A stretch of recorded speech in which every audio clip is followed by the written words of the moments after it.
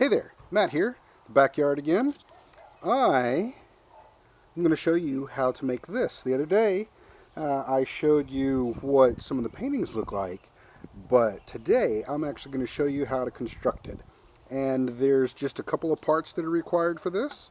A yardstick or a meter stick, whichever you have available. You could use other things. This is just what I found that was inexpensive. I got it at my local hardware store.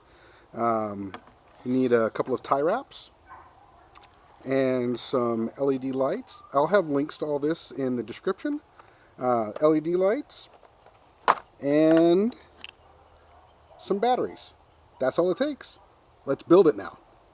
Alright, so just gotta crack into our lights here.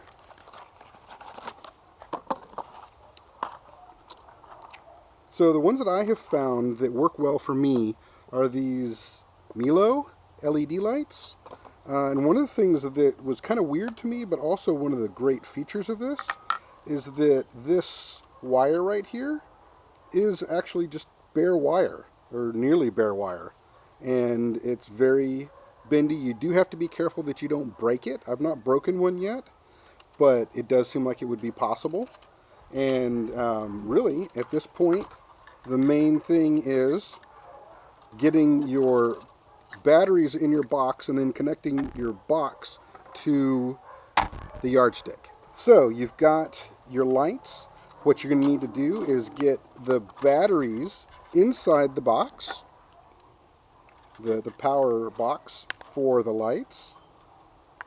Takes 3 AA batteries for these. Just pop them right in there. Lock it down, and it does look like it is, I don't know that it's waterproof, but it does latch in there pretty tight. So it has 3 settings: a steady on, a flashing, and a fade. So you can't see any of those since it's so bright out today, but you'll see it at night. Alright, the next thing that we're going to need to do is figure out a good distance up from the base. And what I found works well is I usually like to try to hold each one with one hand. So I leave enough room for my hand to get around it, which is about 4.5 to 5 inches, give or take. Since it's a ruler, it's really handy. You've got your measurements right there. Once you find your placement, you then get your tie wraps. You could use double stick tape or whatever. I had these laying around, so that's what I'm going to use. And I found that if you put 2 of them end to end, strap them together, leave your box leveled, you just tighten it down. Once you get everything tightened down, nice and tight now, and it's not going to move. So at this point, you just start wrapping the lights around the yardstick. It's got a little black lead here on this, so I usually keep that pretty close. But once it goes past that, I will then kind of try to give about maybe an inch or so between. And since it's a yardstick, you have very nice measuring spots, and then just kind of wrap it around.